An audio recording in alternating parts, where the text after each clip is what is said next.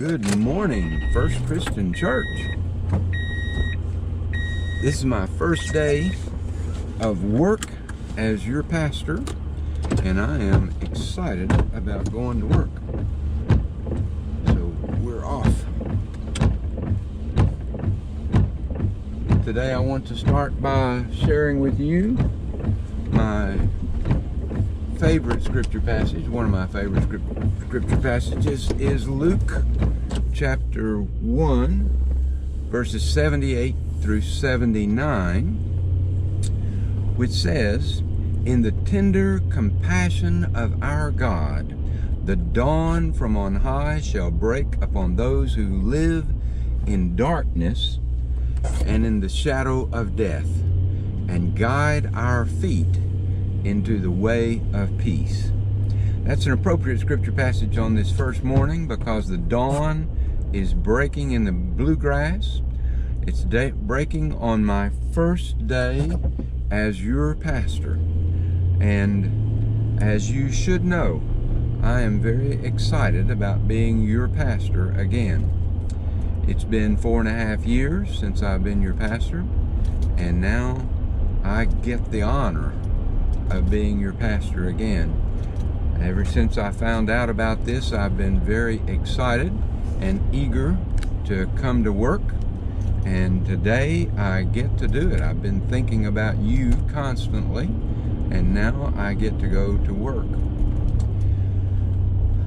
I titled my article in the newsletter, Life Together, and I want to talk about that a little bit this morning because I think that phrase, life together, is at the very heart of what it means to be a church and may well be at the heart of what it means to be a Christian.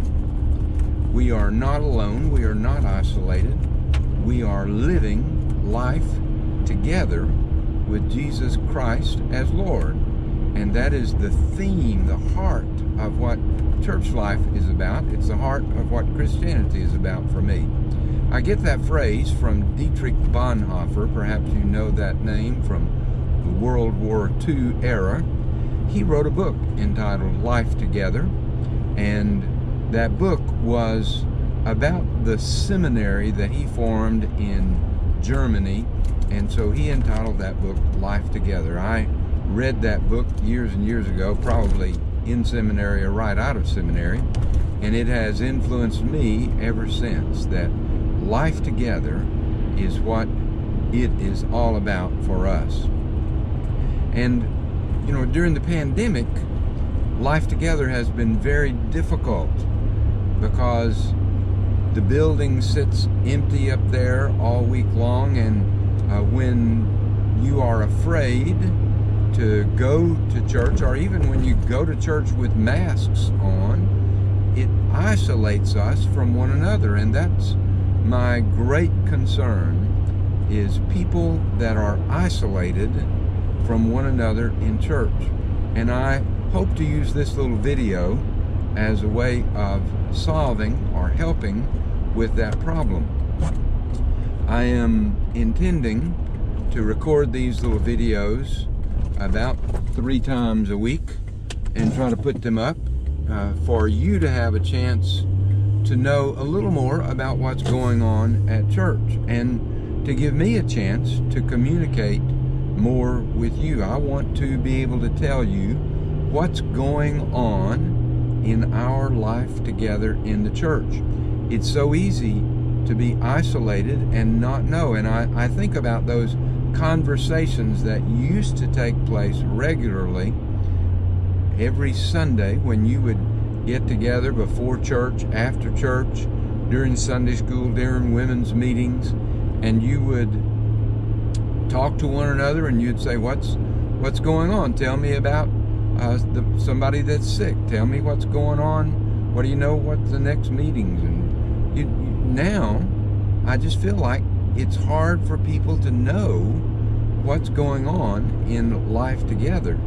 And I want to use this little method of communication to communicate to you what's going on with the church. I'm going to my first day of work, and I know that when I get there, we've got a new employee. There's a new facilities manager. You know, the church has changed so much in 4.5 years. Before, it was Sherry that did 2 jobs, financial manager and facilities manager. And now you've got that. You've got new custodian. You've got new nursery workers. You've got a new associate pastor. You know, things have changed a lot at First Christian Church since I was there 4.5 years ago. So I am eager to get there, meet the new facilities manager. Donna will be having to tell him what his job is because I'm new too. There's 2 of us that'll be brand new today, and Donna's got to tell us both what to do. You know, I had did a little interview with Catherine on the phone the other day. We did it by FaceTime, and I asked her my 5 questions. And one of the questions is, do you have any advice for me? And Catherine said her advice for me was, just be you. Just be you. And I've thought a lot about that since my conversation with her. I think that's good advice. And I intend to do exactly that. And I've learned a lot more about who I am in the last 4.5 years when I was not living for the church. I was living for myself in retirement, could be and do anything I wanted to do. And I've discovered I'm a fun guy, a funny guy. I like humor. I like my humor better than anybody else's. I like to tease. Nobody else really likes my humor, but I sure like it. And so I intend to share my humor with you and try to be myself as we work in life together. You know, there's a great freedom in being an interim pastor. It's the freedom to be yourself, because I'm just an interim pastor. And it takes some of the edge off of being a pastor. But I wanted to tell you, I'll save that for another time, but let me tell you my funny story for today. I'm leaving early. I'm leaving early to go to work. You probably noticed that it was still dark outside because I have to go to Burke's Bakery before I go to work. I've been sitting at home 4.5 years missing Burke's Bakery, and Burke's Donuts are the best donuts in the area. I've sampled all the donuts that Lexington has to offer. They like to brag about Spalding donuts, but they don't shine a light to Burke's Bakery. And I told the search committee in one of my funnier moments, I said, really, the only reason I'm interested in coming to be your interim pastor is so that I'll have an excuse to come to Danville every day and have a Burke's donut for breakfast. And so on my first day, I intend to go have a Burke's donut before I get to work and before we start this venture off together. Guess where I am? Yeah, I'm right by St. Peter and Paul Catholic Church. It says, welcome back to Sunday Mass. But I'm not going to Sunday Mass because I am going up here to this little shop called Burke's Bakery. We're gonna see what, here we go, here's a good shot, Burke's Bakery, and I'm gonna go in and see what I can have.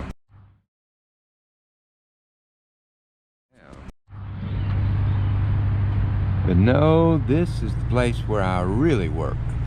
This is First Christian Church of Danville, Kentucky, the church with a really tall steeple. Isn't that a beautiful church? Sun's coming up. A new day at First Christian Church. The sun's shining bright, and it's a new day in my life as well. And I am excited about getting started to be the interim pastor at this lovely church. It's a beautiful church, but the people are even more beautiful. First Christian Church of Danville.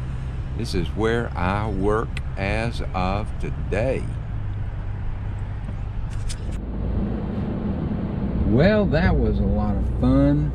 My end of my first day on the job, and I've had a lot of good contacts. We started with Steve was oriented. Jack Jones was there to welcome Steve and orient him, and John Funkhauser was there, and I was able to do my 5 questions with John Funkhauser and got to meet with Patty Wright, and I made about 13 phone calls, I think, just chatting with people.